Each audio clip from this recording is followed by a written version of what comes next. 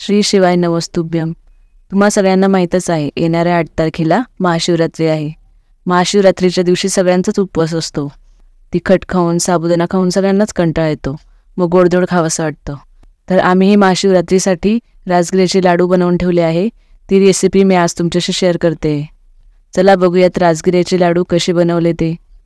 नमस्कार, मी शलाका घरगप्पा फॅमिलीच्या या व्हिडिओत तुमचं स्वागत करते।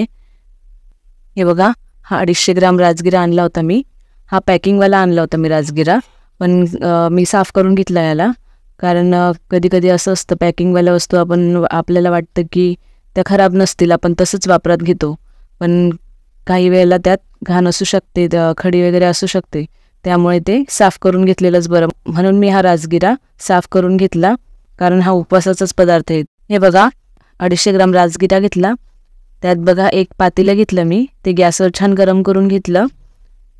पातेलं छान गरम झाल्यानंतर मी एक चमचा असं राजगिरा त्यात टाकला। गरम झाल्यानंतर एक मऊसूत कपडा घेतला आणि त्याने हलक्या हाताने असं त्यावर फिरवलं। एक 2-3 वेळा फिरवलं की त्या राजगिऱ्याच्या लाया बनतात, असं ते फुलतात। हे बघा किती छान असे फुलत आहे आणि लगेच उडायला लागतात। तर थोड्या फुलल्या आणि वाटलं आपल्याला की भरपूर लाया झाल्या आहेत की लगेच ते काढून घ्यायच्या, नाहीतर करपू शकतात। हे करत असताना गॅस मिडियमच ठेवायचा, हाय फ्लेमवर नाही ठेवायचा।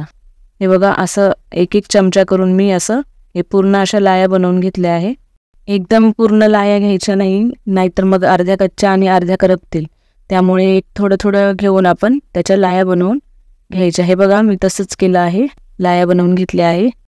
उपवासाचे पदार्थ जे असतात ते नेहमी साफ करून ठेवायचे किंवा साफ करूनच वापरात घ्यायचे, जेणेकरून जर आपल्या घरात उपवासाचे पदार्थ असतील साठवणीमधले तर ते स्वच्छ करून नेहमी त्याच्याकडे लक्ष द्यायचं, जेणेकरून त्यात अळी वगैरे पडणार नाही।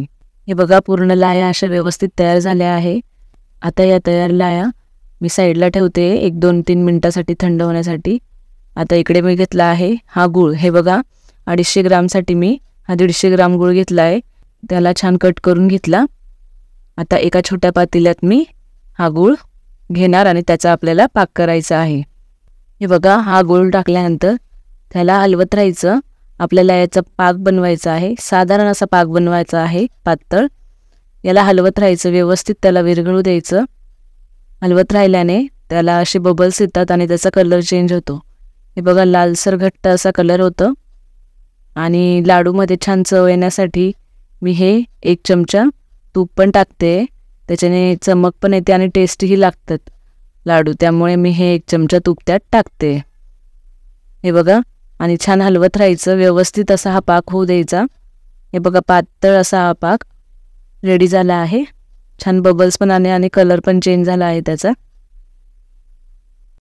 पाक करत असतानाही गॅस मिडियमच ठेवायचा आहे, मोठा नाही करायचा आहे। पाक हा रेडी झाला आहे, तर गॅस कमी करून आपण आता ह्या ज्या थंड लाया आहेत त्यात टाकून घेतल्या। हे बघा, पूर्ण लाया मी यात टाकल्या। त्यानंतर लगेचच ते पूर्ण मिश्रण एकत्रित करून घेतलं, छान हलवून घेतलं, जेणेकरून सगळं ते एकत्रित होईल। आता हे पूर्ण प्रोसेस होईपर्यंत गॅस कमीच ठेवायचा आहे। हे बघा, आणि हे पटापट मिश्रण एकत्रित करायचं, जेणेकरून हे थोडंफार गरम होईल आणि मिश्रणही एकत्र होईल। कमी गॅसवर हे सर्व एकत्रित करून घ्यायचं। एकत्रित झाल्यानंतर मग ते साईडला घ्यायचं आणि त्याचे लाडू वळायचे। हे बघा, असे गोलाकार व्यवस्थित लाडू वळायचे। आणि हे लाडू वळताना जर चटका लागत असेल तर थोडंफार हाताला पाणी लावायचं आणि पाणी लावून हाताला असं हे लाडू वळायचे। थोडंफार पाणी लावायचं, जास्त पाणी लावायची गरज पडत नाही। व्यवस्थित लाडू वळून झाले की हे बघा किती छान असे हे लाडू होतात। हे बघा मित्रांनो, किती छान आणि टेस्टी लाडू झाले आहे।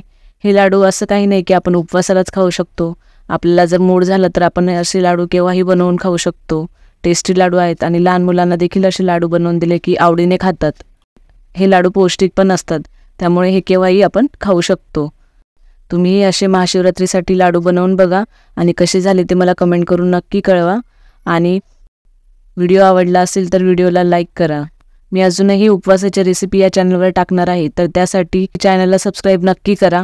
आणि राजगिऱ्याच्या लाडूची रेसिपी आवडली असेल तर तुमच्या मित्रमैत्रिणींकडे, नातेवाईकांकडे, सगळीकडे शेअर करायला विसरू नका। धन्यवाद।